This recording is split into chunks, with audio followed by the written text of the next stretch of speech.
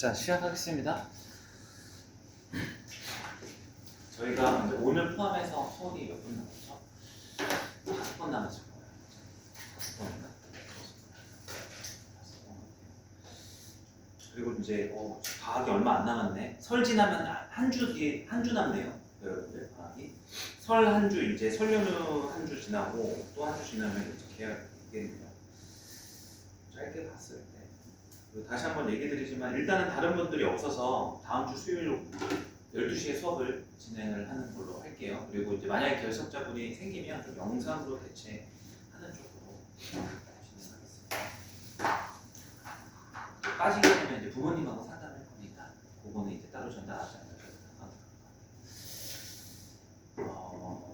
자, 봅시다. 이제 큰 대단원 2가 끝났어요. 우리가 보기를 한번 해보면 첫 번째 단원에서 이제 지수 이제 완전한 기말범위로 이제 들어왔습니다. 저희가 지난 시간부터 지수로그 배우시고 함수 배우시고 그래프 배우시고 자 이렇게 해서 이렇게 됐죠. 그래프 배우시고 그 다음에 응용까지 했었죠. 응용은 이제 그래프의 최대 최소, 방정식 부등식 이런 걸 했었고 두 번째 큰 단원에서 마찬가지로 삼각함수를 하는데 이제 뭐 일반각이니 호도법이니 이제 삼각함수 정의 파트가 조금 있었죠. 따로. 그래서 정의하고서 그래프하고서 그 다음에 그래프 안에서 또 뭐도 있었냐면 특이하게 각변환 이런 내용들이 있었어요. 그리고 이제 그 다음에 우리가 이제 응용으로 들어갔었죠. 보면 여기서는 첫 번째 단원에서는 두 개의 그래프를 공부를 했어요. 지수 그래프, 로그 그래프, 그죠? 근데 난이도적으로는 돌아보면 얘가 어려워요. 처음 배울 때. 그 이유를 보면은 얘는 지수로그가 여러분들이 얘를 이해하는데 큰 어려움이 없었어요. 지수는 원래 알던 건데 확장한 거고 조금 어려움이 있었다면 로그 정도가 지수의 역연산으로서 새롭게 정의를 했었잖아요. 그걸 가지고 이제 그래프를 우리가 봤을 때 지수함수도 로그 함수는 그래프가 어렵지가 않았어요. 그죠? 지수함수 같은 경우는 증가함수면은 이렇게 생기고 로그함수 증가함수도 이렇게 생기는 거고. 그래서 이제 뭐 바로 그래프 내용에서 이제 응용으로 넘어갔단 말이죠. 특별히 지수랑 로그함수는 성질이 그렇게 없어요. 그런 것 같지 않아요? 왜냐면 좀 그래프가 어려우려면 막 이차함수처럼 올라갔다 내려갔다 올라갔다 뭐 이런 굴곡이라도 있고 대칭성이라도 있고 뭐 이런 자체적인 성질이 있어야 되는데 지수함수, 로그함수는 무조건 증가하거나 무조건 감소하는 이런 그래프 두 가지 개형밖에 없으니까 1대1 함수에다가 깔끔하잖아요. 그죠? 그래서 문제들이 나올 때 지수, 로그 함수를 어렵게 내기가 어렵고 다른 외부적인 요인으로 문제 난이도를 올리는 그런 성향이 있어요. 사람마다 특징이 있어요. 자, 반면에 삼각함수는 정의 내용도 처음에 시작이 바로 안 되고 잘 생각해 보세요. 이 그래프에서 특징이 3개나 있었어요. 어떤 특징이 있었죠? 일반적으로 제일 첫 번째 삼각함수의 제일 큰 특징 첫 번째가 뭐예요? 주기성. 특별히 갔죠. 또 대칭성인데 이건 그냥 대칭성이라고 얘기하면 안 돼. 되게 많은 점에 대해서, 되게 많은 선에 대해서 대칭이 존재하죠. 그래서 말은 대칭성 하나지만 이 대칭점이라든지 선이라든지 여러 군데 존재하다 보니까 문제가 그것만으로도 나와. 심지어 그 대칭성이 따지고 보면 어디서 출발하는 거야? 각변환도 대칭성에 의해서 성립하는 거잖아요. 우리가 이 90도보다 살짝 작은 거랑 살짝 큰 거가 부호만 다르지 뭐는 같으니까. 절대값이 같으니까 그게 각변환이 가능해진 이유였던 거예요. 그래서 이 각변환의 숨은 근본 기전? 좀 어려운 아닌가요? 원리는, 요인은 대칭성이었던 거죠. 그래서 이제 요 단원의 공부가 삼각함수 하나 등장하는데도 난이도가 좀 있었고 응용으로 갔을 때도 어려워졌어요. 응용으로 갔을 때 왜 어려워질까요? 비교 한번 해봐요. 로그 함수랑 삼각함수가 이제 응용으로 갔을 때 치환을 많이 했던 거 기억하시죠? 그럼 이제 여기에서는 로그 2의 x를 t로 치환했을 때랑 sin x를 t로 치환했을 때 구조는 뒤의 식은 똑같은데 왜 여기가 어려웠을까 생각해보면 치환했을 때 로그 x의 t의 범위는 얘는 어떻게 돼요? 모든 실수가 되니까 여러분들이 추가 조건을 가지고 공부를 한 2차 함수, 2차 방정식이 아니게 되는 거예요. 근데 얘는 치환하는 순간 뭐와 뭐 사이에 있게 되는 거죠? 최대 최소라는 값이 존재함으로써 제한되게 돼 버리는 거잖아요, 정의역이. 그러면서 문제가 어려워지거든요. 돌아보면. 그래서 이제 지금 이걸 우리가 복습하는 이유는 뭐 형식적으로 이제 세 번째 단원 들어가니까 하는 것도 있지만 여기가 아마 여러분들 이제 중간고사의 핵심 파트일 거예요. 여기 도형 파트 있죠? 이제 여기 하나 빼는데 이제 여기까지가 중간고사의 확률이 높고 이제 이 뒤에 있는 활용 파트 있죠? 제가 활용 파트를 뭐라고 불렀어요? 사실 삼각함수랑 분리해서 그냥 정확히는 중3 때 배웠던 삼각비의 활용 응용이라고 이제 보시면 더 정확한 표현이 볼 수 있어요. 어찌됐든 여기까지가 여러분들이 이제 두 달뒤 마주하는 중간고사의 범위 확률이 높아요. 그래서 한번 잘 정리를 해보라고 설명도 있습니다. 그리고 이제 미리 공지하지만 오늘 수업 이후로 좀 한 5일 정도 설 연휴 기간 있죠?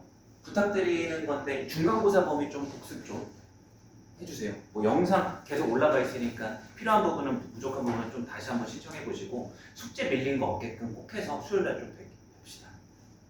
그래서 제 계획은 설 연휴가 끝나서 한 2주 정도 개학 때까지 기간 있잖아요. 그때 우리가 기말고사 범위를 지금은 나갈 거지만 기말고사 범위보다 사실 중간고사가 훨씬 중요하잖아. 그래서 앞에 부분 안 돼 있으면 제가 좀 추가적으로 불러야 될 것 같아요. 감수하시고 미리 좀 연휴 때 부족한 거 이제 해오세요. 한번 다음 주 수요일 날 대대적으로 제가 꼼꼼하게 책 검사 한번 할 겁니다.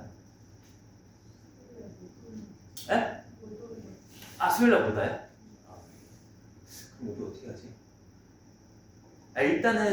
일단은 촬영으로 해서 영상을 드리긴 할게요. 그리고 이제 이날은 만약에 빠지게 되면 뭐 아시겠지만 보통 결석 있으면 수강료 같은 건 차감을 해드려요. 보충 영상으로 한다고 해도. 그래서 이제 그런 건 제가 부모님하고 전화해서 상담을 할 거니까 그렇게 좀 진행을 해야 될 것 같아요. 그래야 어차피 수요일날 진행 못하면 금요일날 바로 수업이라서 그 사이에 보충하기도 좀 힘들고. 그럼 금요일날 해야 되겠네, 지금 다르다. 자, 이제 진행해 봅시다. 마지막 파트. 자, 비중을 얘기 드릴게요. 총 비중이 저는 이렇게 보고 있어요. 얘가 전체 한 40% 공부하는 데 분량이. 여기가 한 35%. 여기까지 포함해서요. 그 다음에 이제, 그럼 이제 얼마 남아요? 제가 잡은 게. 분량이나 난이도까지 조금 반영하는 느낌이에요. 한 25%. 사실 많이 안 남았다는 뜻입니다. 자, 여기 이제 큰 대단원의 이름은 수열입니다. 수열. 자, 말 그대로 되게 단원에 되게 쉬워요. 그래프를 우리가 공부를 이전에 했을 때 어려운 이유는 좌표평면에서 그래프를 그린다는 건 사실 X축, Y축 두 개의 선을 가지고 우리가 X, Y 변함에 따라 추정하는 거잖아요, 정보를. 그게 2차원적 사고예요, 전부 다, 이 그래프 쪽은. 근데 수는 말 그대로 하나의 수를 쭉 나열하는 거기 때문에 얘는 1차원적 사고만으로 우리가 공부를 할 수 있어서 쉬운 단원에 해당이 됩니다. 자, 말 그대로 수를 뭐 하는 거예요? 수를 나열하는 거예요. 그럼 제가 수를 한번 나열해 볼게요. 예전에도 이거 한번 했던 것 같은데 1, 2, 3, 4, 5, 6. 자, 이렇게 수를 제가 나열했죠. 그래서 얘를 뭐라고 한다고요? 앞으로는 이제 수열이라고 한다고요. 수의 나열을 이렇게 표현할 수도 있지만 수학에서는 이해되나요? 그러면 이제 지영 학생 한번 제가 질문을 드려볼게요. 네? 지금 답을 해보세요. 너무 쉬운 답이에요. 6개의 숫자를 나열해놨죠. 그랬을 때 제가 여기 다음 거를 수를 나열하려고 그래요. 뭘 쓰면 될 것 같아요? 그럼 그 본인이 7이라고 답을 했던 이유가 뭐예요? 은연중에 본인은 제가 주입하지도 않았는데 그냥 수의 나열을 우리가 공부하는 게 당연히 아니겠죠. 본인이 뭘 얘기한 거예요? 저 나름의 규칙성을 가지고 얘기를 한 거잖아요. 그죠? 그래서 이게 어떤 본질적으로 보자면 그냥 수열이 아니라 제일 핵심 포인트는 뭐예요? 규칙성이 있는 수의 나열을 아마도 공부를 하는 거겠죠. 그죠? 이해됐어요? 그러면 이제 제가 7이라 안 하고 여기를 8이라고 하면 틀려요? 좀 그래요? 또 나열해볼게요. 8, 9, 10, 11, 12, 14. 다음 뭐예요, 지금? 네. 15. 똑똑하다, 그죠? 제가 1, 6개, 그 다음 2한 칸 띈 거죠, 그죠? 근데 제가 16이라면요. 그쵸? 지금 이렇게 직관적으로는 수를 이렇게 나열하는 방식이 수열을 나타나기 위해서는 직관적으로는 너무 좋은데 뭐 하지 않죠? 엄밀하지가 않죠. 이 규칙성이 그냥 추정이 되는 거지 100% 참이란 보장이 있어요, 없어요? 없는 거죠, 그죠? 그래서 이제 제일 첫 번째 이제 등장해야 되는 개념이 뭐냐면 수열의 정의 방식 이렇게 한번 얘기를 해볼게요. 그래서 지금 이제 일단은 이렇게 합시다. 지금 제가 예시를 통해서 이렇게 나열했던 이 수열을 매번 이렇게 쓸 수가 없어서 보통 이제 이렇게 중괄호 해서 나타내면 집합의 약간 표현과 같기도 하죠, 그죠? 집합이라고 본질적으로 보셔도 상관없어요. 요거를 이제 수열이라 정의하고요. 근데 수열을 정의하는 방식이 단순히 이렇게 수를 나열하는 것보다는 이제 엄밀함을 위해서 어떻게 할 필요가 있어요? 확실하게 딱 박아둘 필요가 있잖아요. 100% 제가 장난 못 치게, 그죠? 그러면 이제 처음으로 다시 돌아가서 제가 어디서부터 장난질을 쳤어요? 여기서부터 쳤죠, 그죠? 그럼 무조건 처음에 규칙성대로 7이라고 이렇게 확정 지으려면 제가 7이라고 쓰는 것보다 확실한 게 뭔지 알아요? 왜냐면 7이라고 써봤자 다음 것도 제가 9로 늘려버릴 수도 있단 말이죠. 어떻게 하면 되냐면 얘가 첫 번째 수고, 두 번째 수고, 세 번째 수고, 네 번째 수니까 얘를 A1이라고 첨자를 붙여가지고 이렇게 대응시키고 여기도 첨자 1을 붙여 대응시켜서 이제 A1이라고 읽고 이제 항을 영어로 하면 뭐죠?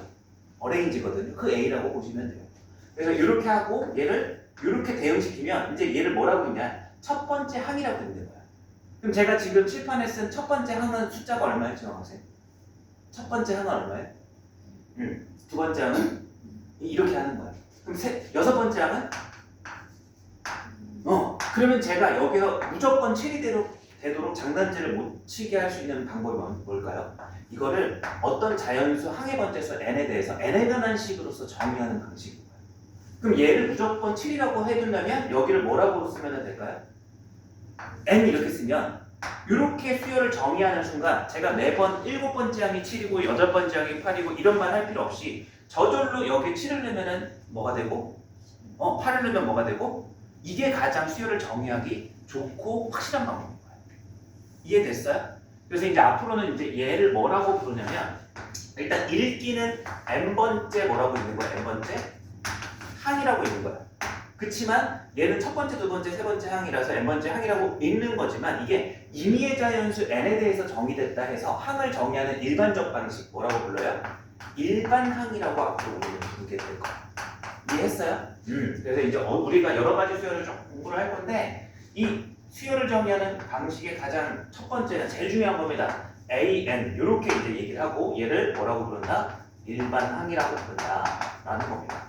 그러면 이제 이 정의를 했다면 표현 방식은 앞으로 우리가 이렇게 할 거예요. 표현 방식은 아까도 얘기했지만 집합으로 표현한다고 했죠. 중괄호 하고서 수를 대응하는 것처럼 중괄호 하고서 일반항 AN을 그냥 요 가운데 이렇게 넣어두시면 이 수열을 표현하는 가장 첫 번째 방식이 될 거예요. 이해될 수 있죠? 근데 상황에 따라서 가끔 뭐 이렇게 표현할 수도 있어요. 뭐 이렇게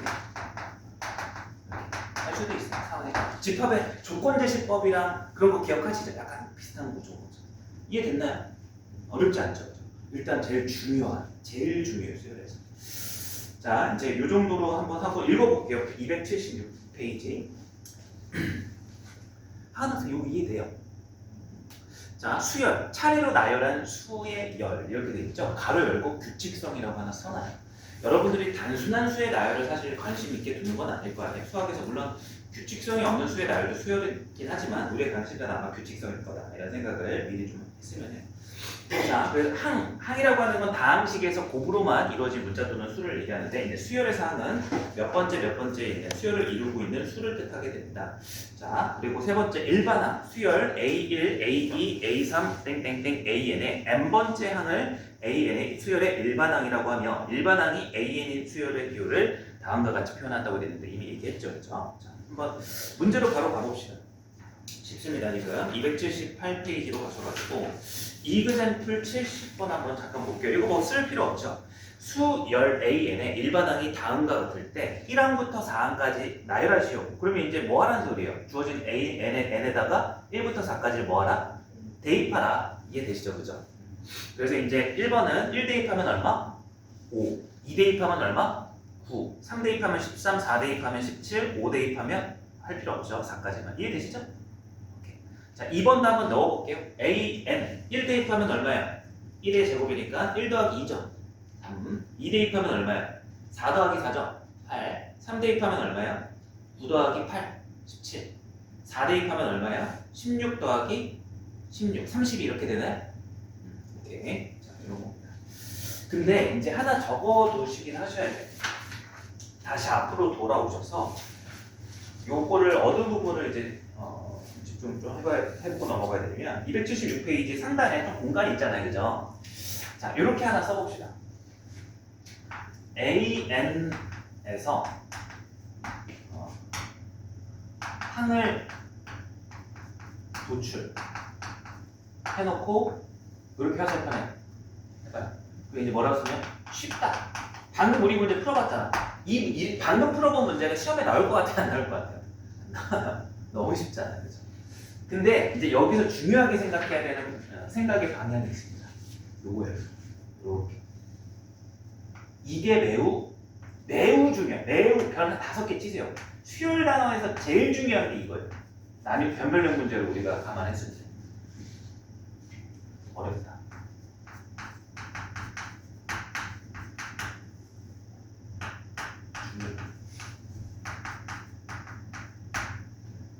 자, 무슨 얘기인지 문제는 없으니까 한번 제가 간단히 얘기 드려볼까요? 방금 우리가 풀었어요. AN의 이 일반항이 나왔을 때 여러분들이 한번 예를 들어서 AN의 일반항이 나왔을 때 n의 n제곱 플러스 2n 플러스 2의 n제곱 아무리 식이 이렇게 복잡하게 나온다 한들 여기 더 조절해볼까? sin n파이 이렇게까지 한번 해볼게요. 2분의 n파이, sin 2분의 n파이 뭐 이런 식으로 식이 막 이상해졌죠, 그죠? 그렇지만 이 AN이 주어져 있을 때 여기다 1, 2, 3, 4 대입하는 건 어려운 일이 아니에요. 계산하는 거 이해되시죠, 그죠? 근데 이제 여기서 제가 질문 거꾸로예요, 거꾸로. 항을 제가 제시를 해줘요. 제가 봤을 때 실판을 봐야 되지. 제가 어디 봐요? 여기를 봐요. 자, 쉬운 거 말고 제가 이렇게 하나 예시를 하나. 자, 뭐 잘 나오는 것 중에 이런 게 있어요. 아니다.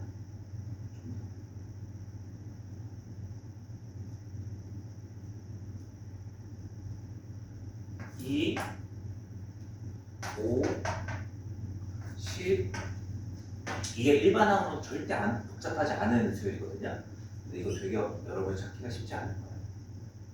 17. 이 정도만 쓸게요. 요거 가지고 이제 항을 가지고 일반항 한번 유추해 보실래요? 어때요? 답을 얘기해봐요.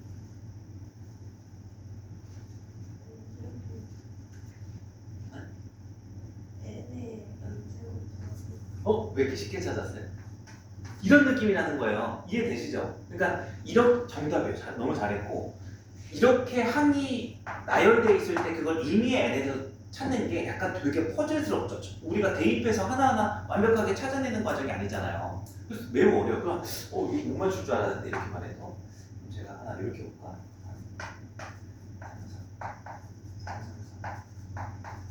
테스트 찾아봐요. 4개만 나열할게요. 해봐요.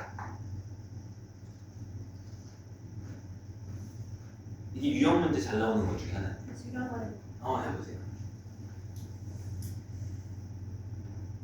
3이 지금 일씩 커지고 있는 거 같아요. 3이 일씩 커져요. 그러니까 3, 3, 3, 3, 3, 3, 3, 3, 3. 그쵸. 그 규칙은 눈에 보이는데 그걸 식으로 나타내야 되는 게 그러니까 n에 관한 식으로 표현하는 게 이제 필요한 거예요. 맞아요. 이야기한 규칙성은 다 그게 맞아요. 3에 하나씩 늘어나죠. 그렇다고 어떻게 써요 그러면?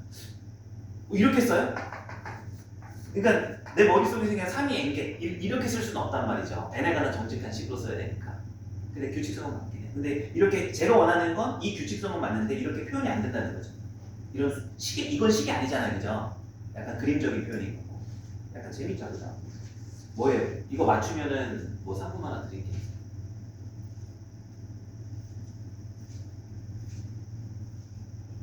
새 덕담 드릴게요. 그죠? 어렵죠? 어려워요. 결론부터 얘기해 드릴게요. 이거요. 여러분들이 아마 생각을 못했을 거예요. 그쵸? 못했을 것 같죠? 넣어봐요. 1 넣어봐요. 9 빼기 1이니까 9 나오고 10 빼기 1이니까 9 나오고 3분의 1 했으니까 첫 항 3 맞아요. 그죠? 그 다음에 2 넣어봐요. 100 빼기 1이니까 99죠. 99를 3 나누니까 얼마예요? 34. 3 대입하니까 1000 빼기 1이죠. 그러니까 이걸 넣어서 쟤를 찾는 건 되게 쉬운 작업인데 수를 보고서 항을 찾는 건 쉽지 않다는 걸 인식시켜 드립니다.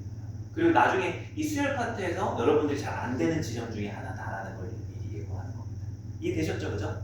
생각보다 지금 하고 있는 게 너무 쉽다 이런 건 아닙니다. 이 방향성에 따라서 중요해지는 부분이 있어요. 자, 어찌됐든 일반적인 수열에 이제 이 기호에 대한 얘기는 여기까지 하고요. 이제 특별한 규칙성이 있는 수열을 여러분들이 이 단원에서 그래서 이제 예행 연습 삼아가지고 딱 2개의 수열을 공부를 하실 거예요. 여기서 이제 어떤 수열을 공부를 하실 거냐면 오늘은 아마 등차 수열이라고 하는 이 수열을 다 공부를 하게 될 거고, 그리고 등차 수열 끝나고 나면 아마 오늘 등비 수열 조금이라도 들어가긴 할 것 같아요. 제 생각에는 시간상. 자, 등차 수열 한번 가보겠습니다. 그럼 이제 이 수열 앞에 등차라는 이름이 붙었으니까 이제 수열 중에서 어떤 규칙성이 있는 수열인데 이름이 있다 보니까 뭐 특색이 있겠죠. 어떤 규칙성을 뜻하는 것 같아요? 이 등자가 뭐예요? 이 등자 한자 다 한자잖아요, 그죠? 이제 수열 등이 무슨 등?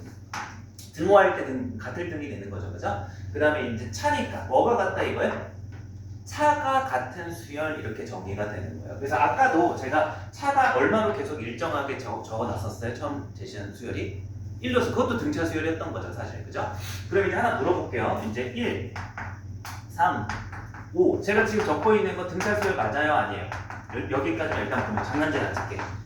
맞죠, 그죠? 그래서 이제 이 등차 수열에서 당연히 관심사 첫 번째는 방금 등차 수열 공부하기 전에 우리가 첫 번째 공부한 거 딱 하나예요. 일반항이 수열의 가장 좋은 표현법이라 했잖아요. 정의 방식이고, 그죠? 일반항을 구하는 걸 우리가 한번 해보려고 하는 거예요.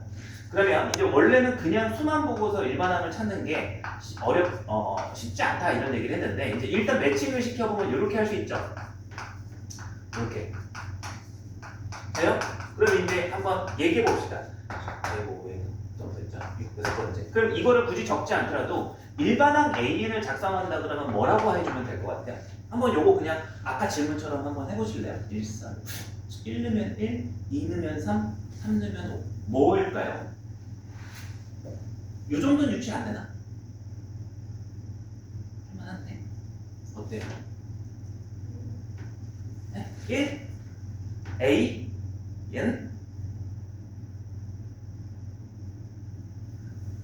어려워요? 2 마이너스? 오, 이거야. 시작부터 틀려서. 2 플러스. 좋아요. 난 왜 이렇게 틀리면 좋지? 제가 이제 인성이 부족한 희열이 느껴지네. 학생들 느끼는. 그쵸? 은근 어렵죠? 근데 이제 봐봐요. 이제 칠판 한번 봐보세요. 이제 결론 답을 내드리자면 2n-1이에요. 너무 쉬워졌죠, 갑자기 하니까. 1 넣으면 얼마야? 1, 2 넣으면 얼마야? 그러면 이제 이거예요. 이 등차 수열 공부를 왜 하냐? 지금까지 제가 제시한 방식은 그냥 임의의 n에 대해서 퍼즐 끼워 맞추듯이 제가 질문을 할 건데 이 등차 수열만큼은 우리가 머리를 퍼즐적으로 사고하지 말고 이걸 수학처럼 유도를 한번 해보자 이거예요. 그래서 이제 앞으로 기호를 제가 일반화해서 정리를 할 건데 이제 이 부분의 차가 지금 얼마예요? 2죠. 이거를 뭐라고 얘기할 거냐면 앞으로 공차라고 부를 겁니다. 이해했습니까? 얘를 뭐라고 부른다고? 공차라고 부를 겁니다. 그러면 일반적 등차 수열에 대해서 제가 첫째 항을 A1이라고 그냥 써볼게요. 그럼 다음 항은 A2인데 자 A2 보세요. 제가 여기다 쓴 이유가 있죠. 이거를 A1과 공차를 이용해서 써보려고 하는 거예요. 그럼 여긴 A1에다 공차를 어떻게 해주면 되는 거예요? 더해주면 되는 거 아니에요? 이해돼요? 제가 이제 기호도 D로 많이 써요. 이제 디스턴스라고 생각하시면 돼요. 자, 그럼 이제 세 번째 항을 쓸 건데 세 번째 항은 A1에다가 D를 몇 번 더해야 되는 거예요? 얘를 2번 더해주면 이렇게 나오겠네, 그죠? 이해했어요? 하나만 더 물어볼게요. 네 번째 항은 A1에다가 몇 번 D를 더해줘요? 3D를 더해주면 되죠? 그럼 이걸 통해서 우리가 N번째 항도 도출할 수 있겠네라는 생각해 볼 수 있잖아요. 그럼 얘는 A1에다가 몇 번 D를 더해야 될까요? 그렇죠. 두 번째 항은 한 번, 세 번째 항은 두 번, 네 번째 항은 세 번이니까 그 한 번째 수보다 한 번 더 적게 공차 D가 더해지는 거죠. 이해됐어요? 이해됐어요? 그럼 여기에 뭐가 들어가야 돼요? n-1 이렇게 되는 거예요. 그래서 등차 수열의 일반항 공식을 우리가 공부함으로써 더 이상 여러분들이 퍼즐적 사고를 통해서 일반항을 구할 필요가 없이 여기에 대입만 하면 되는 거예요.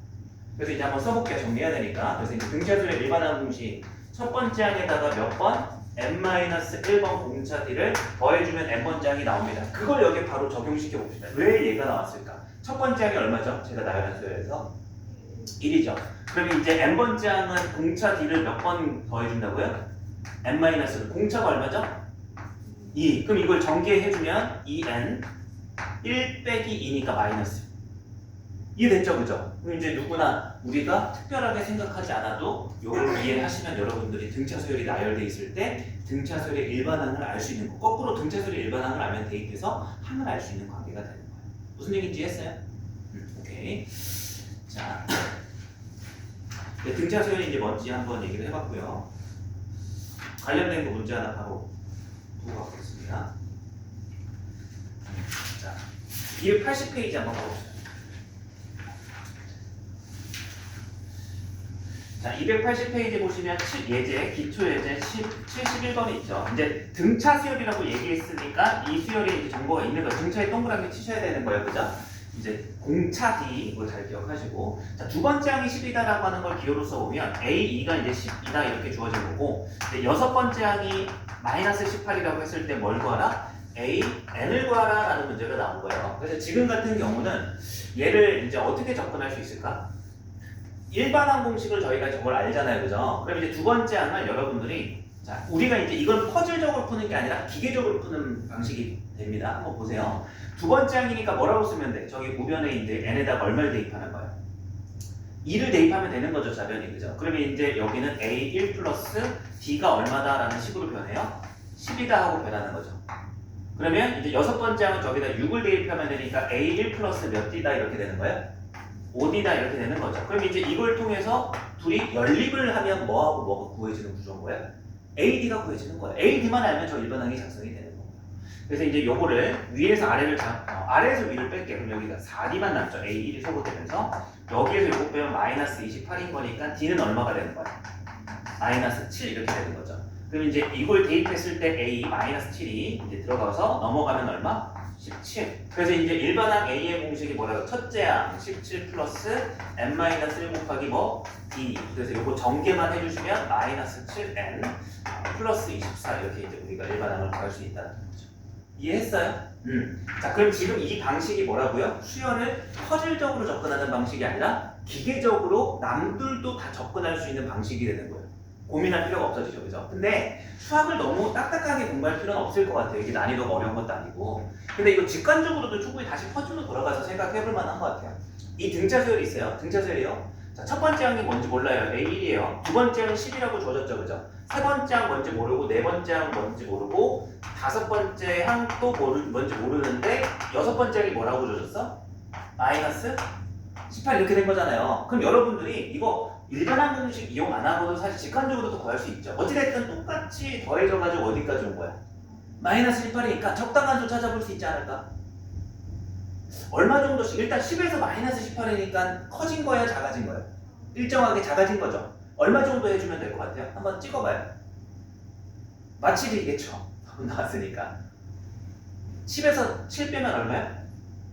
4. 또 7 빼면? 4. 또 7 빼면? 그리고 이렇게 해서 찾아도 되죠. 그럼 이렇게 찾아보니까 여기가 이제 7을 거꾸로 더하면 첫 번째 항이잖아요. 이렇게 직관적으로도 이해가 되는 거예요. 그리고 누군가는 이런 유연한 사고 속에서 이렇게 안 풀고 이렇게 풀 수도 있는 거죠. 야, 결국 자, 우리가 아까 유도했을 때 다섯 번째 항은 첫째 항에다가 공차를 몇 번 더한 거라고 했어요, 아까? 4번 더한 거라고 했죠. 그거를 꼭 첫째 항 기준이 아니라 얘를 기준으로 얘를 봐도 똑같은 논리가 성립하는 거 아니에요?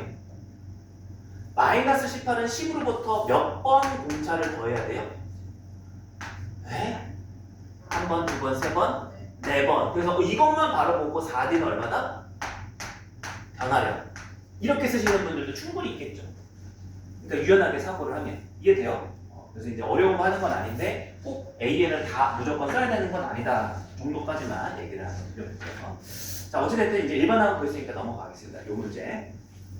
자, 그 다음에 이제 이 등차 수열에 관해서 두 가지만 더 공부를 이제 하고 이제 문제를 본격적으로 풀 겁니다.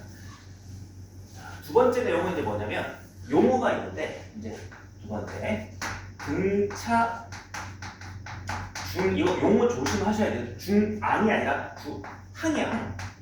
중차 중항. 이거의 관계식은 뭐냐면요. 자, 이런 거예요. 어떤 세수를 일컬어서 이제 얘기를 하는데 1과 7이 있어요. 그럼 만약에 이제 이 가운데 항을 뭔지 모르는데 이 세 개의 수가 등차 수열을 이룬다라고 한번 가정을 해볼게요. 그럼 이제 이 가운데 값은 얼마로 보이세요, 혹시? 이게 등차 수열 세 개가 이루어진다 그러면 이 가운데 항은 얼마로 보이세요? 1, 5, 7 하면 딱 차가 일정해져요? 다의 중간값이 4잖아요, 그죠? 그래서 세 개의 수가 이렇게 나열했을 때 등차 수열을 이루면 이 가운데 항을 등차 중항이라고 부르는 거예요. 이해했어요? 그래서 이제 요걸 제가 임의적으로 AM 플러스 얘를 AM, 그러니까 얘는 AN번째 항이다. 얘는 이제 다음 항이 N 플러스 1번째 항이다. 얘는 N 플러스 2번째 항이다. 이렇게 한번 표기를 해본 거예요. 그럼 그랬을 때 얘를 뭐라고 부른다고요? 등차 중앙이라고 부를 건데 그때 관계식을 우리가 한번 도출해 보려고 해요. 그럼 얘네들하고 무슨 관계가 있을까요? 그렇죠. 얘가 무조건 가운데는 얘 둘의 평균 혹은 중간값 이렇게 얘기를 하면 되는 거겠죠. 그죠? 그래서 어떤 관계식이 있냐? 이 등차 중앙의 관계식은 어떤 세 수열이 등차 수열을 이룰 때 이제 어떤 세 수열이 AN 플러스 1 AN 플러스 2 세수열이 등차 수열을 이룬다는 가정이 있다면 가운데 있는 항을 뭐라고 부르고 등차 중항이라고 부르고 얘는 어떻게 구해진다? 전항과 다음 항을 더해서 뭐 해주는 거예요? 나누기. 그럼 얘 곱하기 1을 해도 같겠죠. 그죠? 그래서 이런 관계식이 성립한다라는 거예요. 그럼 이제 등차 중항은 사실 얘랑 분리해서 공부를 하긴 하는데 이걸 꼭 써야 되는 건 아니에요. 근데 얘를 쓰면은 문제풀이가 조금 간단해질 때가 많아서 쓴다라고 보시면 됩니다. 자, 요것도 바로 문제로 한번 가볼게요. 282페이지로 가셔가지고 예제 72 세수가 있어요. 2하고 x하고 8이 순서대로 등차 수열을 이룬다 이렇게 돼 있어요. 그럼 여러분들이 등차 중항이라는 걸 약간 유연하게 사고하는 거. 그럼 이걸 이렇게 구할 수도 있죠. A1은 2, 그 다음에 이게 세 번째 항이니까 A3이니까 A1 더하기 2D는 8 해가지고 D를 구해보시면 여러분들이 요거에서 요거 빼는 거니까 2D가 6이라서 D는 3이다. 그럼 일반항 A에는 얼마다? 여기가 이제 3N 마이너스 1이다 이렇게 도출할 수 있잖아요. 그럼 여기에다가 X는 몇 번째 항이니까? 두 번째 항이니까 2 대입하면 5입니다 이렇게 답을 할 수 있다는 게 방금 전 내용이었는데 이것보다는 뭐가 좀 더 수월할 수 있다는 거예요. 두 개를 더해서 얼마나 하자? 나누기 2를 하자가 좀 더 수월할 수 있다는 거예요. 그래서 이제 요거를 구하는데 가운데 항의 두 개가 뭐와 같음을 알기에 양옆에 두 항의 합과 같음을 알기에 바로 뭐다 이렇게 이제 도출하는 게 요 색깔로 쓴 이 풀이 과정이 일반항 이용한 것보다 짧다라는 이제 강점이 생기는 거죠. 별거 아니죠, 그죠? 자, 그 다음에 이제 등차 수열의 마지막 내용입니다. 이제 등차 수열에서 관심사가 일반항 그리고 약간 서브 내용으로 등차 중항 이건 이용하면 좋다라고 했죠. 이제 마지막 큰 주제는 이제 뭐가 남았냐면 수열에서의 관심사가 일반항이라고 처음 우리가 시작 이야기 제가 드렸지만 수열의 관심사는 항에만 있는 게 아니라 한 가지의 합에도 보통 관심이 있어요. 그래서 자, 새로운 기호가 등장해요. 앞으로 제가 SN 이렇게 쓰기도 할 거예요. 보통 A에는 N번째 항 이렇게 얘기를 했었잖아요. 그죠? 그럼 여기에 이제 표현 방식 하나 더 추가하겠습니다. SN이라는 이 기호는 뭐냐면 첫 번째 항부터 두 번째 항 더하고 쭉쭉 N번째 항까지 빠짐없이 더한 녀석의 기호를 의미해요. 그래서 얘를 이제 이 S는 썸이라고 보시면 되는 거예요. 합을 뜻하는 기호. 그래서 이제 등차 수열을 합을 우리가 도출 한번 해보려고 하는 거죠. 자, 지금 이제 하고자 하는 목적이 조금 난이도가 더 조금 생겼어요. 지금 엄청 쉽죠? 한번 제가 예시 삼아서 또 보여드릴게요. 1, 3, 5, 7, 9. 자, 지금 제가 나열하는 수열 무슨 수열이죠, 일단? 등차 수열이죠? 그럼 여러분의 질문, 아까도 풀었던 거예요. 일반항 AN 구하라고 하면 어떻게 구해요?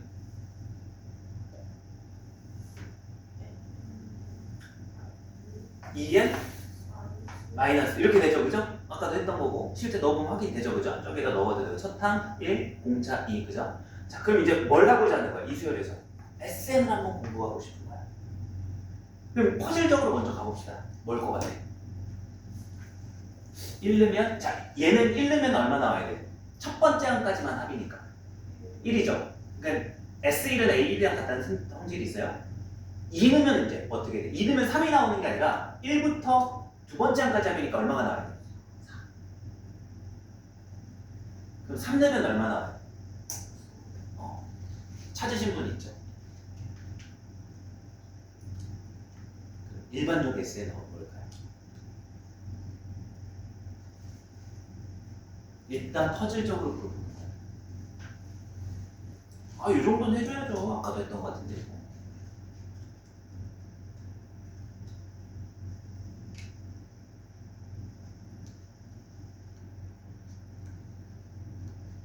연수 선생님 혹시 모르겠어요? 모른다고요? 그쵸. 그러니까 수학이 위대함이라고 하면 그런 거예요. 수학의 장점이 이런 거예요. 우리가 매번 사고를 창의적으로 해서 풀어야 될 거를 항상 일정한 생각으로 항상 똑같은 답을 도출해낼 수 있다는 일반성. 이런 게 이제 수학의 참 의미가 되죠. 사실 하는 좀. 지금은 퍼즐적으로 가는 거예요. 못 찾았어요, 아직도? 다시 좀 더 힌트 드려요. 1 넣으면 얼마 나와야 된다고? 1. S1은 1. S2는 두 번째 항까지 하니까 4. S3은 세 번째 항까지 하니까 9. S4는 이거 얘기하면 무조건 맞추겠다. S4는 네 번째 항까지니까 더해보면 16.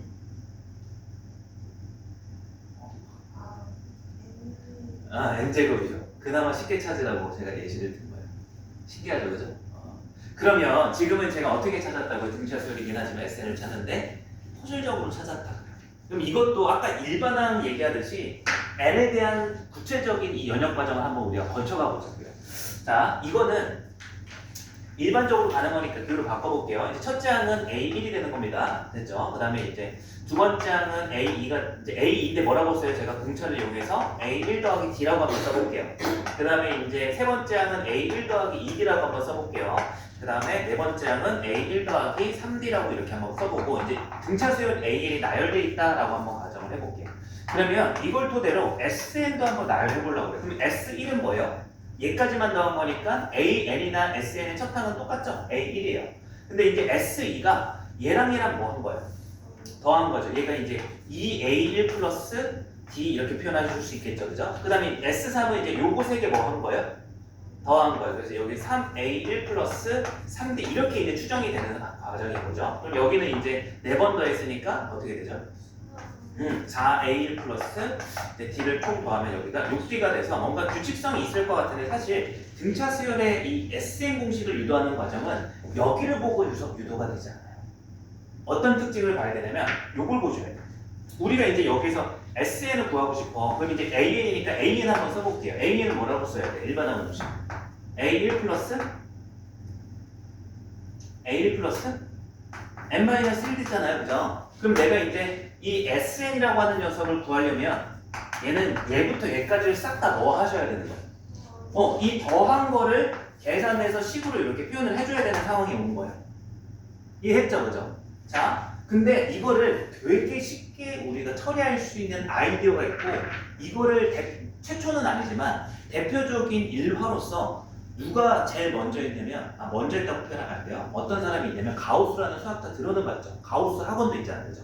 수학자인데 그 초등학교 우리나라 나이 초등학교 6학년 때 이미 이 사고를 그 사람이 했어요. 그래서 일화를 알려드릴게요. 옛날로 치면 지금 이제 옛날 소학교 우리나라 이제 초등학교 6학년 나이에 학교 선생님이 일이 할 게 있어가지고 학생들한테 이거를 시켰대요. 1부터 100까지 다 더하고 있어 라고 이렇게 시켰대요.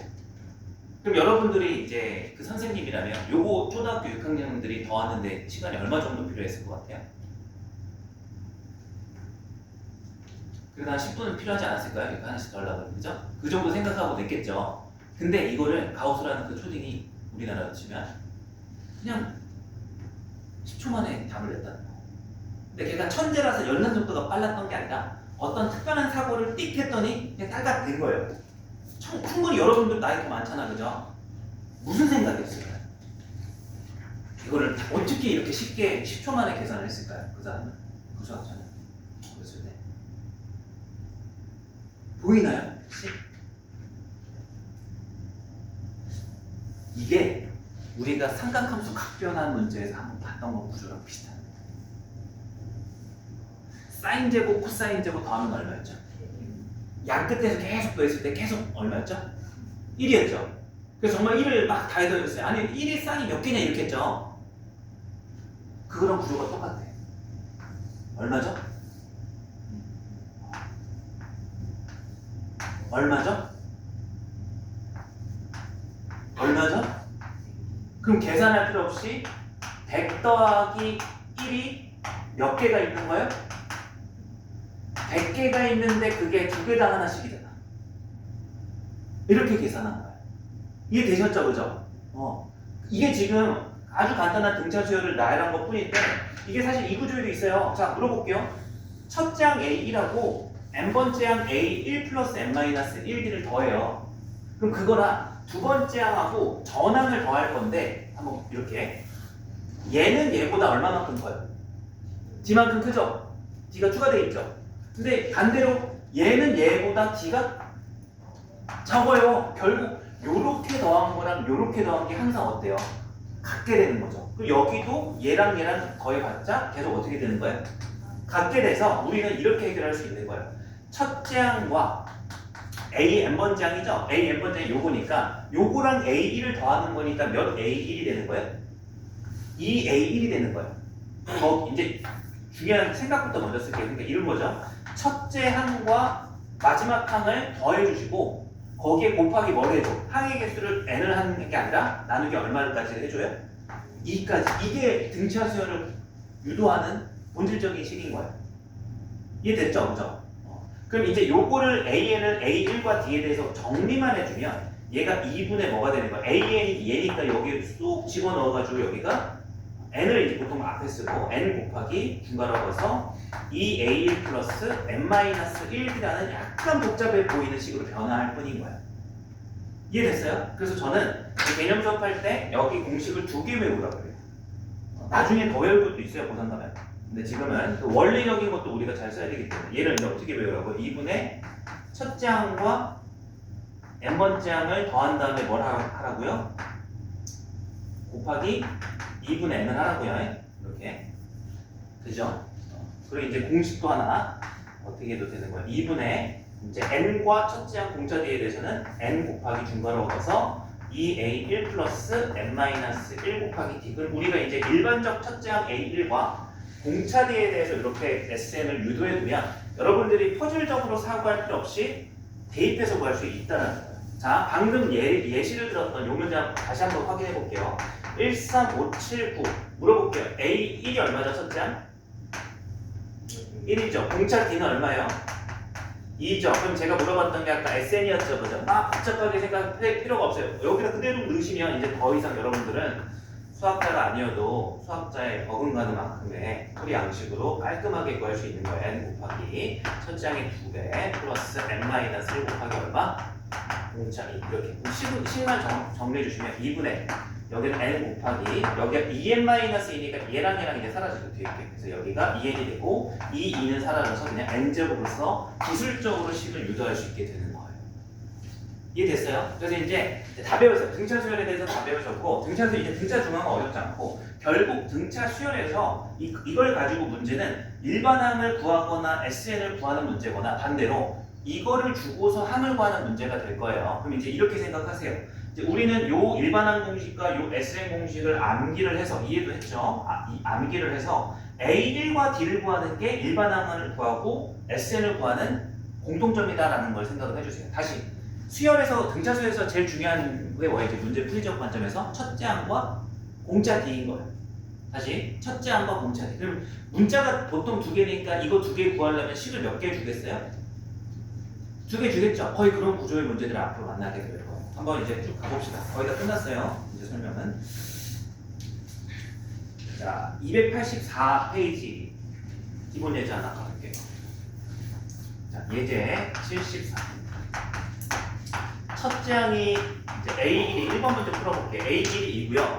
10번째 항이 50이라고 주어져 있는 등차 수열에 뭘 묻냐? 이제 S10을 구하라 라는 문제가 나온 거예요. 그러면 이제 여러분들이 이걸 가지고 뭘 구해야 된다고요? SN 구하려면 첫째 항과 공차를 구해야 되는 거야. 아 그럼 이 두 개 주어진 거로 이제 뭐 구하러 가야 되는구나. 공차 구하러 가야 되는구나. 혹시 바로 보이실 수도 있는데 요거에서 요거 빼면 이제 어떻게 돼요? 빼면 몇 D? A는 A1이고 A10은 A1 더하기 9D잖아요. 그럼 여기서 요거 빼면 몇 D?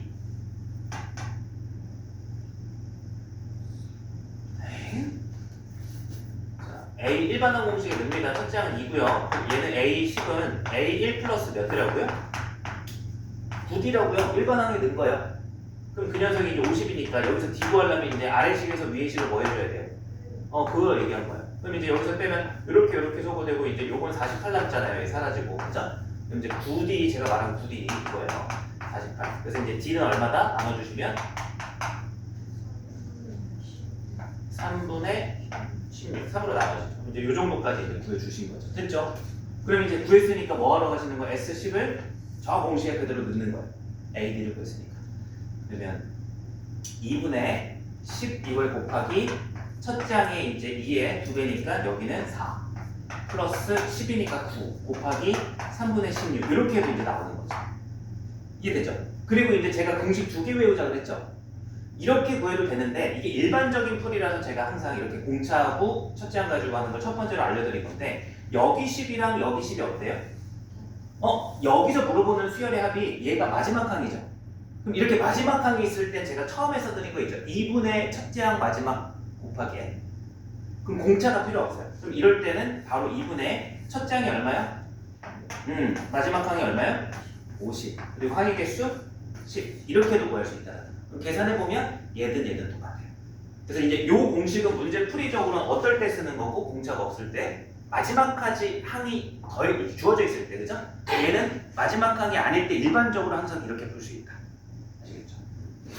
자 이제 두 번째 문제도 한번 또 연습해 볼게요. 이 수열의 합적이 일반항 찾는 것보다는 조금 더 어려울 거예요. 근데 이 정도만 해도 난이도 높지 않죠? 이전에 하던 것들에 비해서 훨씬 쉬울 거라 생각해요. 연상사 오늘 좀 졸리죠? 눈이 반쯤 잠겨 있어. 이런 날 어제 뭐 했어요? 또 특별히 좀 잠을 덜 잤어요? 오전에 뭐 일정 있었나? 저 때문인가요?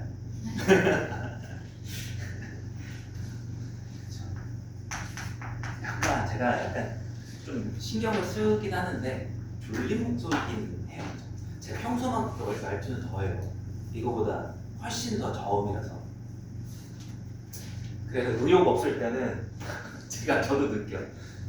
자, 다 할게요. 이렇게 하잖아요. 그럼 한 10분이면 진짜 애들이 다 이러고 머리 긁고 있어서. 자, 저도 이제 살아남으려면 억지로 텐션 올려야죠. 낮추지 말아요. 자, A 첫 번째 1이 두 번째 문제 풀어볼게요. 5라고 주어져 있고 공차 D가 3이다. 이제 얘는 요거 쪽으로 어떤 공식 쓰라고 준 거예요? 바로 두 번째 공식 쓰라고 준 거예요. 그래서 이제 바로 넣어보시면 2분의 이제 구하라고 하는 게 S20입니다. 이제 20 이거에 곱하기 첫째 항의 2배 10 플러스 20에 1 뺀 거 19 거기에 공차 3. 저는 이제 능숙하니까 이렇게 바로 대입한 건데 여러분들 좌우 비교 한번 해보시면 돼요. 어떻게 이제 숫자가 막 매칭이 되는지. 자, 까지 해서 등차수의 기본 내용은 다 끝났고요. 우리 이제 하나 사실 이 책에서는 안 한 게 있어요. 285번 한번 보실래요? 제목만. 285페이지에 보시면 제목이 뭐라고 되어 있어요? 수열의 합과 일반항 사이의 관계가 있는데 이거는 등차 수열에서만 성립하는 게 아니라 수열 전체 단원에 성립하는 거기 때문에 이 등비 수열 공부를 끝내고 다시 돌아와서 한 번에 공부를 할 거예요. 그래서 요거는 스킵하는 거가 아니라 제끼는 게 아니라 약간 이제 나중에 다시 한번 꼭 따로 볼 거다 라고 이제 생각하시면 되고 287페이지 펴보세요. 여러분들이 개념 테스트 문제를 한번 풀어보겠습니다. 마지막 17-5번 제외하고 네 문제 한번 풀어보세요. 시간 드릴게요.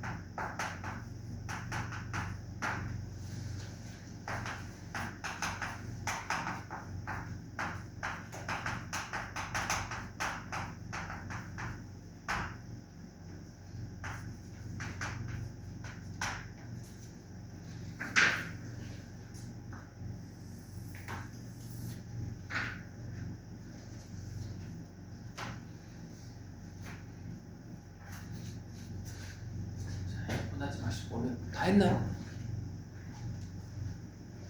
연락하세요.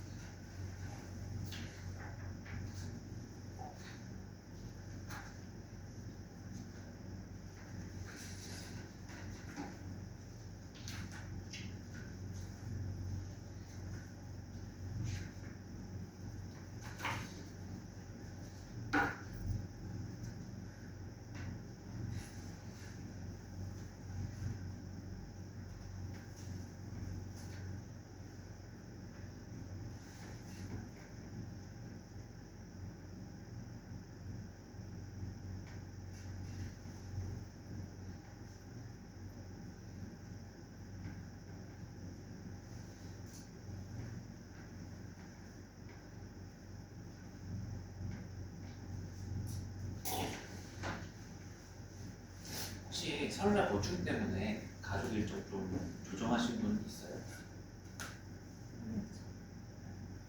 저 있어요. 있어요? 참여할 수 있어요? 아, 근데 그러니까 못 참여하시는 거죠, 그죠?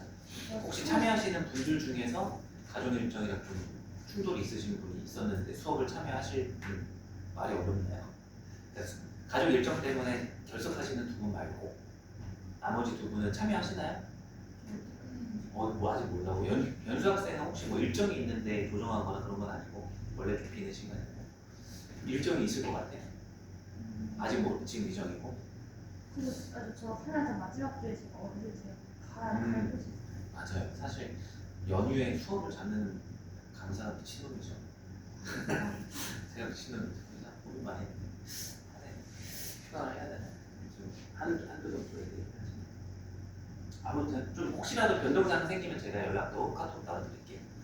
참여 못하시는 분들은 일단은 영상 보강한다 생각하시고 휴강하게 되면 연락 드리겠습니다. 휴강하게 돼도 진도를 빼는 데는 가능할 것 같기도 하고 좀 애매하네요. 자, 다 푸셨나요? 이제 넘어가서 문제를 풀이를 좀 해보겠습니다. 이제 여기다는 쉬워서 한 4개 연달아 쭉 등차수를 해봐도 괜찮을 것 같아요.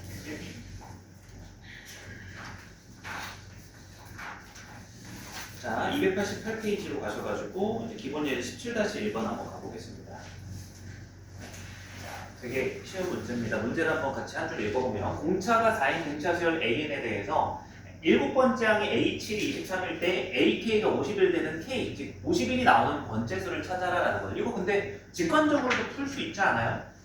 얘가 이제 공차가 4라고 했으니까 이제 23으로부터 50일이 몇 번 4가 더해졌는지를 확인해도 상관없는 거잖아요. 그죠? 그럼 요 차를 계산하면 얼마예요?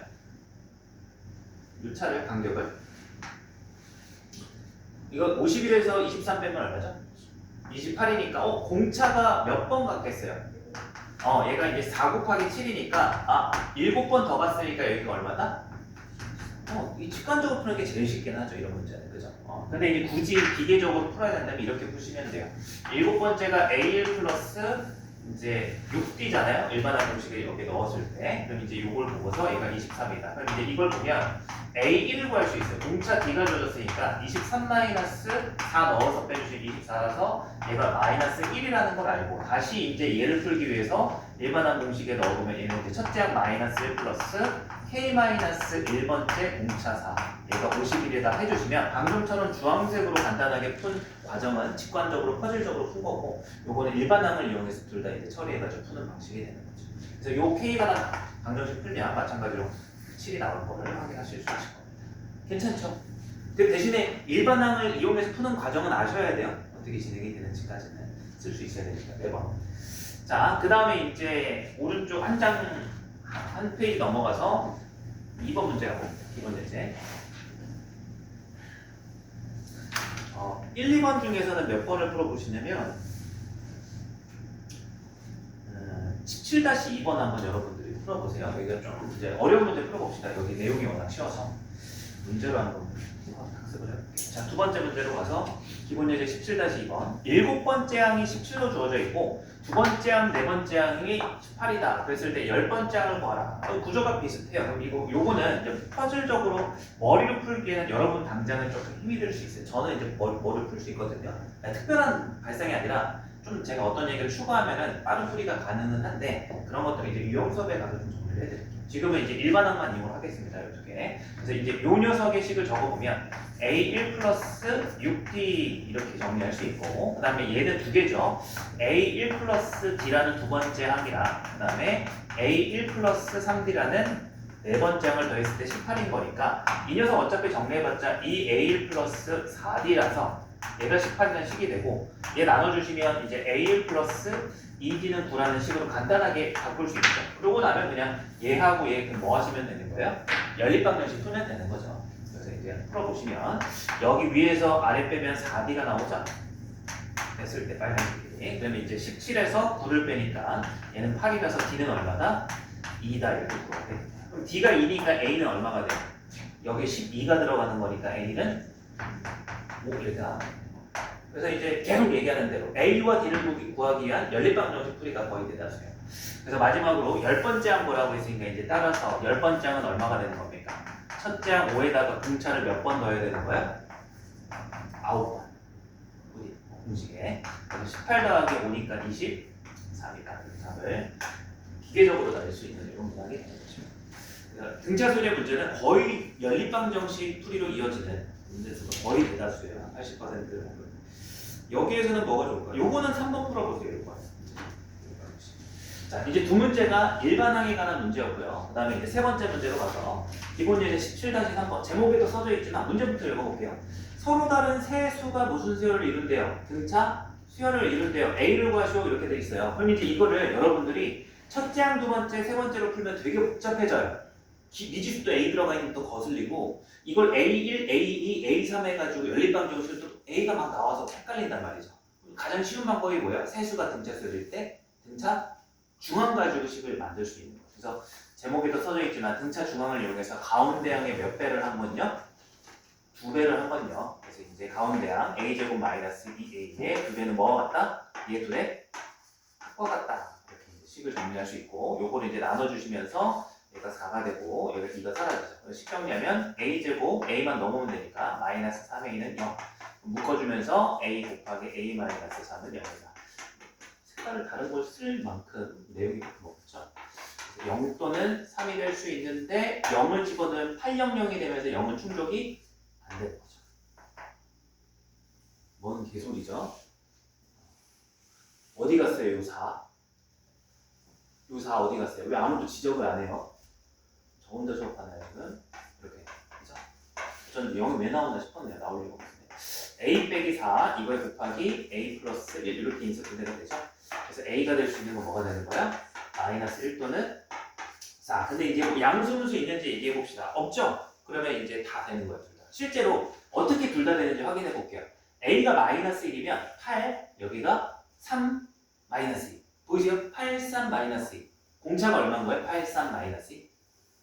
8, 마이너스 5죠, 그죠? 이렇게 되는 거고. 4 들어가면 16에서 8을 빼니까 8. 4를 넣으면 8. 근데 888도 무슨 수열이 돼요? 등차 수열이 돼요. 등차가 얼마인 것뿐이에요? 0인 것뿐이에요. 그렇지만 문제 처음 시작할 때 어떤 수라고 문제를 시작했죠? 서로 다른 세 수라고 했으니까 얘가 제외되는 거예요. 이해돼요? 등차 수열 때문에 제외된 게 아니라 서로 다른 세순환 조건에 제외된 겁니다. 등차수열도 돼요. 공차가 0인. 만식 거의 이제 나올 일은 없겠지만. 자, 그래서 요거는 17-5번 하나 체크해 주시고. 이제 마지막 문제를 한번 가볼게요. 기본 예제 17-4번, 페이지 291페이지. 요건 좀 별 하나 쳐도 돼요. 유형 문제고요. 조금 어려울 거예요, 조금.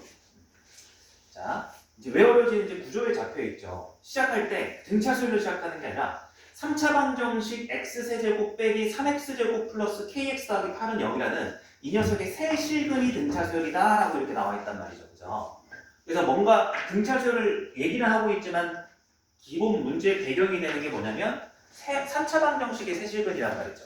그럼 여러분들이 이제 생각해 볼 건덕지가 고1에서 있는 거예요. 이 부분. 그럼 기억 한번 떠올려 보세요. 3차 방정식의 세 실근을 여러분들이 표현을 해야 되잖아. 근데 지금 당장 불가능해요. 왜 불가능하죠? 이 3차 방정식을 왜 못 풀죠? 미지수 k가 있으니까요. 이해되시죠? 그죠? 그래서 이제 어떻게 해야 되냐면 여러분들은 세 실근을 이제 근각계수를 이용할 거라서 보통은 알파, 베타, 감마라고 두는 문제를 한번 복기를 해볼게요. 세 실근을 알파, 베타, 감마라고 하면 세 실근의 합은 얼마다? 둘씩 곱한 거의 합은 얼마다? 둘씩 곱한 거. 알파, 베타, 베타, 감마, 알파, 감마. K. 그리고 셋 다 곱한 게 얼마다? 마이너스 8. 이거를 쓸 거예요. 근데 이 세 수가 무슨 수열을 이룬대요? 그래서 이제 여러분들은 그 메모 박스 한번 하셔야 돼요. 요거는 약간 유형적인 거라서. 이거 안 알려드리고 여러분들 혼자 푼다 그러면 처음에 쉽지가 않아요. 세 실근이 등차수열이다 하잖아요. 그죠? 그래서 이제 이거를 여러분은 공간이 충분할 테니까 오른쪽이든 뭐 아래등이든 여러분들 원하는 대로 요 화살표 땡겨서 세 실근하고 다 써요. 그러면 그냥 세 실근이면 알파, 베타, 감마인데 등차수열 세 실근이라고 했으니까 얘를 어떻게 잡아야 될까가 중요한 거예요. 그럼 알파 다음에 뭐라고 쓰면 되죠? 알파, 베타가 아니라 알파 플러스 베타, 플러스 D. 그 마지막 감마는 뭐라고 쓰면 돼요? 알파 플러스 2. 근데 그렇게 되면 불가능한 건 아닌데 되게 복잡해져요. 그래서 이거를 가운데 항을 무조건 알파라고 둬야 돼요. 그 전항을 뭐라고 둬야 돼요? 알파 마이너스 베타, D라고 둬야 돼요. 그리고 다음 항은 뭐가 돼요? 알파 플러스 D라고 이렇게 둬야 계산이 간단해지는 거예요. 왜 간단해지는지 한번 확인해 봅시다. 자, 그럼 이렇게 뒀을 때 우리는 이제 세 개의 식을 만들어낼 수 있죠. 세 근이 주어져 있을 때의 근각계수 정리에 대해서 알파 마이너스 D 플러스 알파 플러스 D 세 실근의 합이 근각계수에 의해서 뭐가 같아지게 되죠? 상과 같아지게 되죠. 지원서 이거 한번 점검해 볼게요. 요 내용 기억나는 것 같아요. 아니면 까먹었어요? 요거 세 실근의 합이 주어져 있을 때 세 실근의 합 두씩 곱한 거의 합 있어요?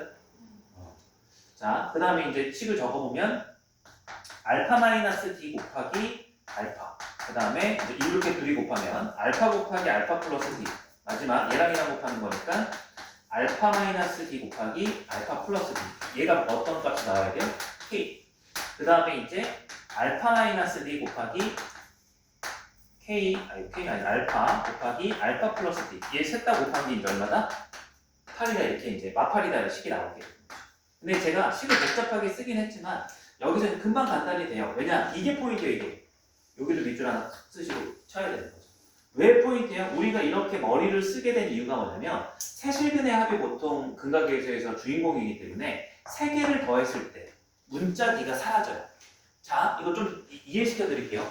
방금도 앞에 두 개 문제를 풀면서 제가 결국 뭘 강조했어요? 등차수열이라는 걸 공부는 했지만 등차수열 파트의 문제는 거의 대다수가 연립방정식 문제로 발전한다고요. 그럼 결국 연립방정식을 푸는 문제들을 관점을 보면 여러분들이 연립방정식을 잘 풀려면 문자를 소거해야 돼요. 문자를 줄여야 된다고요. 그게 방정식의 포인트잖아요. 그죠? 그럼 얘를 이렇게 뒀을 때 얘를 알파 플러스 D, 알파 플러스 2D라고 두는 것보다 셋 다 더했을 때 어떤 작업이 이루어지는 거예요? 마이너스 D와 플러스 D가 사라지는 현상이 생기는 거죠. 이 부분이 포인트예요. 그래서 이제 이 녀석을 통해서 우리가 가운데항 알파가 얼마로 이제 바뀌게 되는 거예요? 알파 3개, 3알파가 3이니까 얼마? 1이다 이렇게 이제 여기가 계산을 아주 쉽게 만들어주는 출발 지점이 되는 거죠. 이해되십니까? 그러면서 이제 이 부분이 여러분들은 좀 공간이 있을 테니까 저 위에다 볼게요. 이 복잡하게 쓰여졌던 세 개의 식이 이렇게 간단하게 돼버리는 거죠. 두 개의 식으로 마무리가 됩니다. 알파에다가 1을 대입해 보시면 1-d 곱하기 1 플러스 알파가 1이니까 됐고 여기는 1 플러스 d 이렇게 나옵니다. 그리고 여기는 1-d와 1 플러스 d가 곱한 게 3개가 이제 t에다가 나오고 여기가 제일 쉬워지죠. 1, 1, 1 들어가면 여기는 1-d 곱하기 1 플러스 d가 이제 얼마가 된다? 얘가 마이너스 8이다가 되면서 여기 두 번째 식을 통해서 이제 마저 d가 나오게 되는 거예요. 그러면 이제 여기의 식을 또 정리해보면 1-d의 제곱은 마팔이 되는 거고요. d제곱 기준으로 얘를 이쪽으로 이항 시켜보면 얘가 9가 되는 거고요. d는 이제 얼마가 되는 거야? 3, 정확히는 뿔마3이 되는 거예요. 근데 뿔마3이든 3이든 상관이 없어요. 끝났어. 얘가 1이면 이제 30 커지면 마이너스 1, 4가 되는 거고 얘가 마3이면 여기가 1이 있고 여기가 2가 있고 여기가 4가 왼쪽 오른쪽이 바뀔 뿐인 거예요. 그래서 뿔마는 큰 의미가 없습니다. 어찌됐든 여러분들이 이제 K를 구하기 위해서 D에다가 얼마를 대입하면 마저 끝나는 거예요? 3 혹은 마3을 넣으면 동일한 값으로 확인해 보실 수 있을 거예요. 이해되시나요? 좀 어렵죠? 복잡한데 이제 계산량을 줄이는 게 포인트다. 자, 그래서 아까 요거 네모칸 치시고 요 세실근 요거까지는 작성하셨죠? 따로 하셨죠? 그죠? 거기 밑줄 아래에다가 그 쓰신 거 가로 열고서 이렇게까지 계산량을 줄이는 게 관건. 계산량을 줄이는 게 관건. 이렇게 써요. 이렇게 안 풀면은 풀이가 되게 복잡해지겠죠? 문자 2개, 식 3개가 여러분들 푸셔야 되는 부분입니다. 또 곱하기니까 2차식도 나오고. 그래서 처음에 가운데 항을 구하고 이제 가시는 게 포인트다라고 생각하시면. 그러면 제가 이건 조금 언지를 드려야 될 것 같아요. 291번 문제를 푸실 게 아니라 제가 얘기를 할 건데 17-17 거기 보시면 등차 수열이 내수의 합이 6이다 이렇게 돼 있죠. 그럼 여기도 박스 등차 수열을 이루는 내수의 합 여기까지만 내수까지만 박스 쳐봐요. 등차 수열을 이루는 내수 등차 수열을 이루는 내수 네모 박스 한번 해봐요. 그럼 계산량을 줄이기 위해서는 합이 주어졌으니까 얘를 어떻게 둬야지 조금 계산량이 줄어들까요? 4개를 자 이런 구조인 거예요. 내수가 등차 수열이었으니까 가장 그냥 기본적으로는 첫째 항을 A라고 두고 두 번째 항을 A 플러스 D라고 여기를 A 플러스 2D라고 A 플러스 3D라고 두면 내수가 등차 수열로 표현이 된 거예요. 근데 이걸 그냥 이대로 더해버리면 아까처럼 D가 소거되지 않는다는 게 문제가 생기는 거죠. 그럼 여기에서 이제 내수를 어떻게 둬야지 소거가 될까요? 이거 연습 한번 해볼게요. 그럼 이렇게 하면 되나? A-D, A-2D. 그러니까 두 번째 항, 세 번째 항을 A라고 두면 빼기 D, 빼기 2D, 여기 A 플러스 D. 이러면 4개의 수가 되잖아. 근데 중요한 건 얘를 다 더했을 때 D가 안 사라진다는 거죠. 둘 다 아니죠, 그죠? 그래서 이렇게 해줘야 되는 거죠. 여기를 두 번째 항을 A 빼기 D라고 두고 세 번째 항을 A 플러스 D라고 나서 공차를 얼마로 넣어야 되는 거예요? 공차를 2D로 대칭적으로 짝수의 항이 등차 수열일 때는 이렇게 공차를 D가 아닌 2D로 넣어야 돼요. 그러면 이제 첫 번째 항이 뭐가 되고 A 빼기 3D가 되고 네 번째 항이 뭐가 되는 거예요? A 플러스 3D가 돼서 다 더했을 때 D가 다 소거되는 거죠. 그래서 요거까지만 적어놔요. 그럼 이제 여러분들이 아마 숙제하실 때 이 부분의 차이점은 반영을 시작을 해주시면 문제 풀이가 비슷하게 풀려갈 겁니다. 근데 푸는 건 여러분들은 17-8번을 풀 거라서 세수가 등차 수열인 건 방금 풀었던 예제하고 비슷해요. 자, 이제 시간이 이제 시켜야 되는데 좀 쉬었다가 합시다. 고생하셨네요. 좀 길게 해가지고 10분 정도 쉬었다가